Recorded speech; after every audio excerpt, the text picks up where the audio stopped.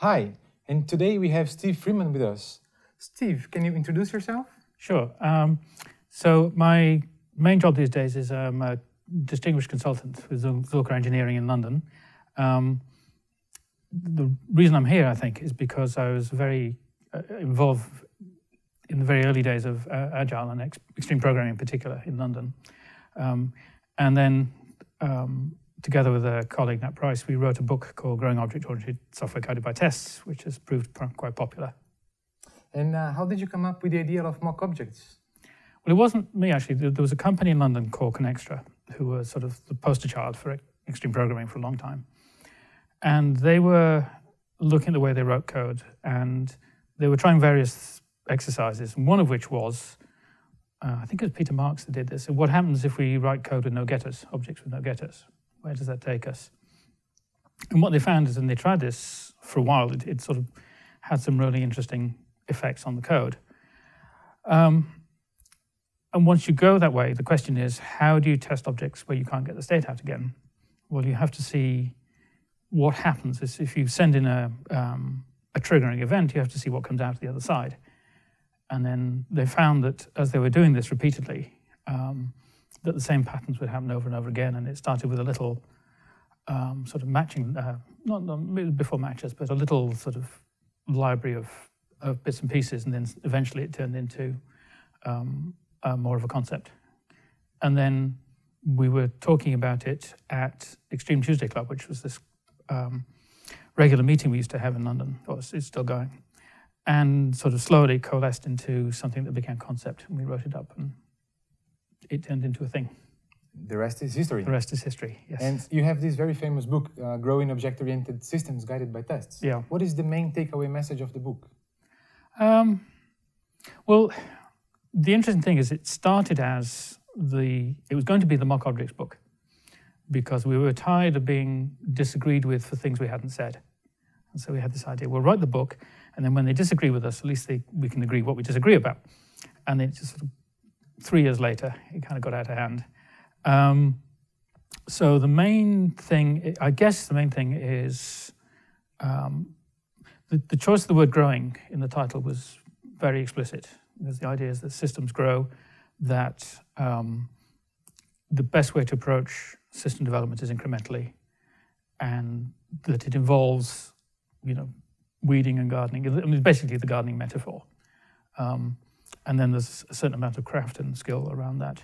But it's this notion of something that slowly appears, but also that needs regular maintenance and looking after. Very interesting. And in the community, I see that there is this huge discussion on whether one should use mocks or if you should not use mocks.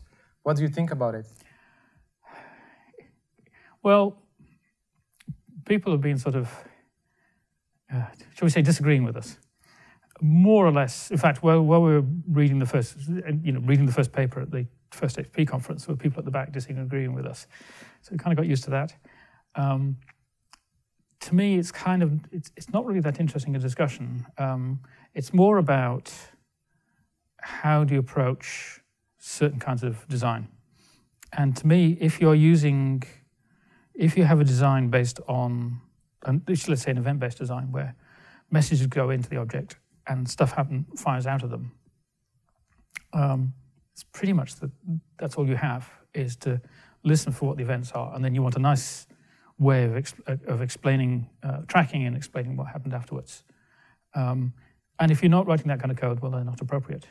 And what we saw is a lot of the dissension was about trying to apply mocks in the wrong, or not in inappropriate places. So to me, it's more about an approach to design rather than anything else.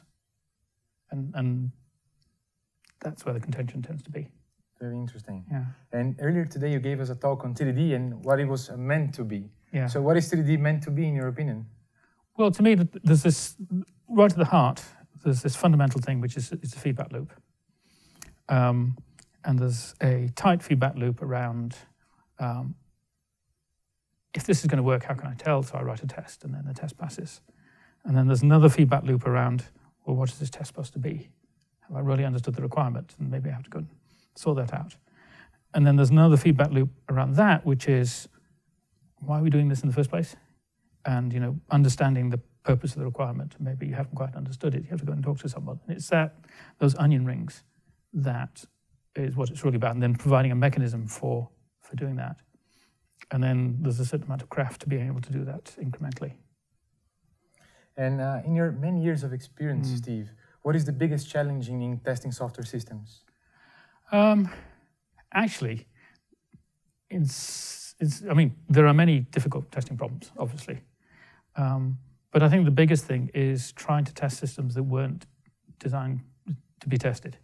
And that all of this, there are difficult things still, but everything is much easier if you can build that into right in from the start.